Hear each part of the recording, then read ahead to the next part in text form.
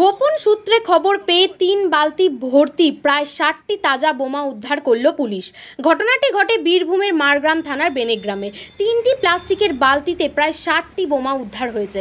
গতকাল রাতে গোপন সূত্রে খবর পেয়ে তল্লাশি শুরু করে মারগ্রাম থানার পুলিশ। সেই সময় বেনেগ্রামের একটি পরিত্যক্ত বাড়িতে ৩টি প্লাস্টিকের বালতিতে বোমাগুলি দেখতে পান। পুলিশের প্রাথমিক অনুমান ৩টি প্লাস্টিকের বালতিতে প্রায় ৬০টি তাজা বোমা মজুত করা রয়েছে। এরপরেই ওই এলাকাটি ঘিরে রাখে পুলিশ।